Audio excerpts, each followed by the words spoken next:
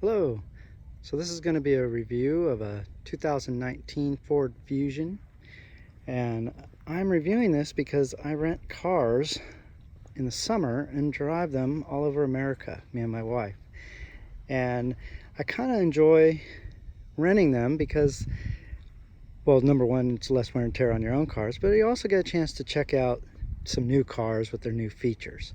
I'm the kind of guy that pays cash for cars, so I don't get new cars. At any rate, so this is the Titanium edition with all-wheel drive and Ecoboost. It sets out from the standard offerings with that rear spoiler you're seeing there, the little whale shark fin antenna, dual exhaust, even though it has a 4-cylinder. It is a little peppy. It'll get you onto the freeway real quick. There have been a couple times during our travels where I had to get out of the way of some pretty big trucks as I was entering the freeway, and it does just fine. There are times when you, I think it's because it's got some kind of it's an electronic transmission. It's not the CVT, I don't think, because you can actually hear the gears shifting. But where you push the gas and you get no throttle response, like if you're from a stop and you try and, floor it, it just doesn't go, and then it'll pick up. So that's a little disconcerting. So this model has everything you could have, I think. I mean, it has all the safety things that everything else has. It even has the Ford combination locks, leather, and all black interior. So it's very nicely appointed. This car, when I got it, only had 8,000 miles on it, and it already showed some signs of wear on the seats, which I thought was not great for a brand new car. I compare these cars to my cars, which are Lexus, but none of them newer than 2008, and they don't have this wrinkle on the seat already. And I got one Lexus with over 260,000 miles, and there's no wrinkles on the seats. But that's just kind of, who knows. It also has kind of a flimsy sound to it, like when you slam the doors, that you get with the little less expensive cars. But it's not bad. It has this capless gas tank, which I thought was kind of cool, so you don't lose your gas cap, but it also makes a lot of dirt right here. So in other words, even if you don't leak any gas out, there seems to be a lot of dirt that pours out of here as I was going through the plains. I went 5,300, over 5,300 miles and 91 hours of driving with this thing, so I got pretty used to it. Okay, so it has lots of features that most cars have nowadays. One of them is, as you can see, the seat is all the way back. So whenever you turn the car on, the seat moves up to your memory position. And whenever you turn it off, though, it also moves all the way back, which is not very fun if you have anybody sitting in the back. And it's also kind of difficult if you're a short person to get in, touch the brake to turn the car on. So that was kind of annoying. So anyway, so you push there, you got your thing, your engine start. It lights up nice. All the little things that most of the cars have now. As you can see, I also needed the oil change already. But it has nice steering wheel buttons here, so you can turn that right off, and then you can go through all the different features. So right from the steering wheel. So let's see, so here was my trip. I had 5,328 miles. I averaged 27.9 miles to the gallon and almost 92 hours of driving. Now this has the let's see, let me turn this off. This has the 2.0 Ecoboost 4-cylinder. It's front wheel drive, but it's also kind of all wheel drive. I did go on a dirt road that I had to go to get to one of the places I was going, and it just didn't feel like it was really sticking to the dirt, like you would in a lot of cars there. But at any rate, but it did work, and I didn't slide off, so it must have been working. That's all I know. The cruise control is adaptive cruise control, so that means, if you don't know, it means that once you set it, if a car gets in front of you, you can it will just start going the speed of that car, and you can adjust the let's see if I can see there. Okay, so once you set it, you can then, right from the steering wheel, which I thought was cool, is you can set the distance that you want to be able to get, how close or far you want to be from the car in front of you, which I'd rented a RAV4 last year, and it had all these features, but it didn't have it on the steering wheel that I recall. And you could also, from right here, it has the lane departure, and so on the stick here, you could actually turn that off in case, like, there's a lot of road construction, you're going over lines constantly, but so you don't have to fight it just by turning it off right there. You don't have to go into the menu feature to get to these safety features, and I thought that was a really cool idea. It also has the paddle shifters, as you can tell, which I didn't even use. But the nice thing is you don't have to put it in sport mode to get it to do that.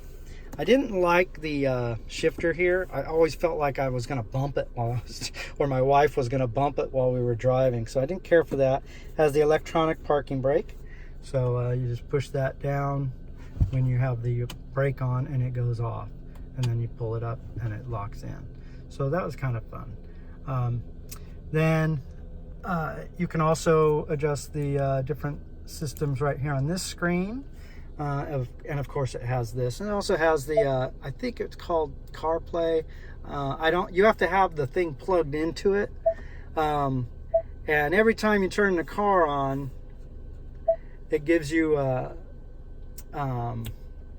warning that you need to set up Wi-Fi and all kinds of things, but you know, you just say no. But it was kind of annoying. Every time you turn the car on, it does that. So there's lots of different features on this thing, and I thought it was pretty neat. Let's see what else. I didn't like how the nav screen, let's see, where's the home? Here's home. You know, I'm going that way, and it would always point a different way, and I thought that was kind of odd.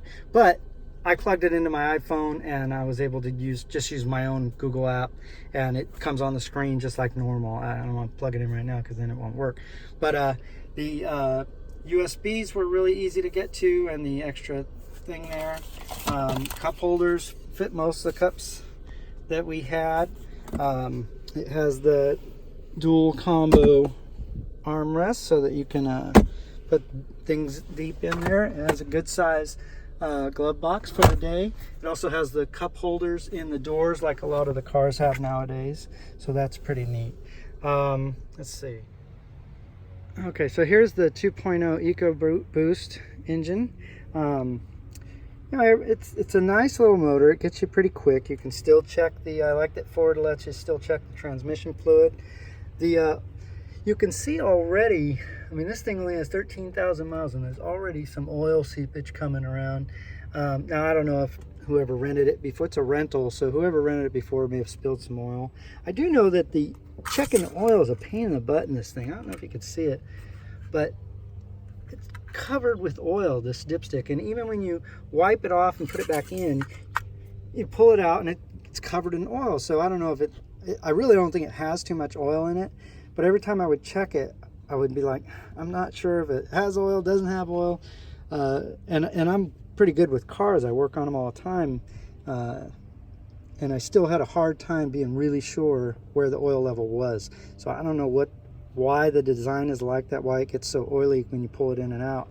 But I have tried even checking it when it was cold, and it's still covered in oil, and you put it back in, it's still covered. The trunk can be opened up with the key fob or in the interior or this button here, but you have to have the car unlocked. Of course, it has the rear view video for backup camera, I'm sorry. Good sized trunk. The seats do come down. We had 2 large suitcases and 2 like medium suitcases, and this thing was almost full. Even though it looks huge. You know, when we went to rent the car, we're like, oh, that'll work fine. But yeah, it barely fit all of our stuff, and we were only 2 people. But we were able to get through it. It came, this one Titanium edition has the 19-inch wheels. It had a pretty good ride for the most part. When I was going around corners, it's got 235 40s. And going around corners and stuff like that, it handles pretty well. I think it has, especially in the sport mode, active dampening, as far as what I've read. And so I think it does pretty well. And it was a comfortable ride the whole time. The seats, they would get uncomfortable after a while, but they're pretty adjustable, so you know, you just kind of tweak them around every now and again and you're pretty good. I like this feature on the headrest. I don't know if you can see it. If you pull it, you adjust it, and it was pretty kind of comfortable once you figured out where you need it to be. So that was pretty nice. Okay. So here's the screen that comes up every single time you turn the car on until you connect it to a Wi-Fi system. So it's kind of annoying. I guess once you do it, maybe it doesn't come up as often. But it's a rental, so who's going to do that?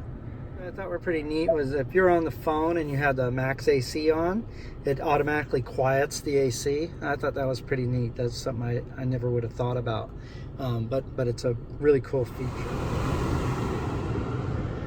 Okay, here's one other thing that I thought was pretty neat. So when you turn the engine off, most cars, if you're driving automatic, if you put the engine off and you forget to shift into park, it'll you know, you can't, it'll chime and you have to restart the car and all kinds of fun stuff like that. But so anyway, this thing has this electronic ignition.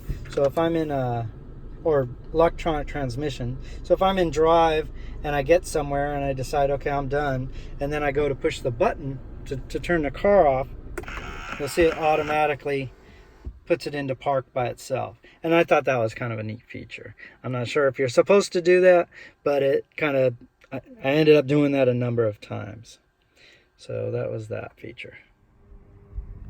Okay, another thing that I thought was kind of like they were cutting corners to save money is when we pack this thing up tight, as you can see, the speakers are exposed.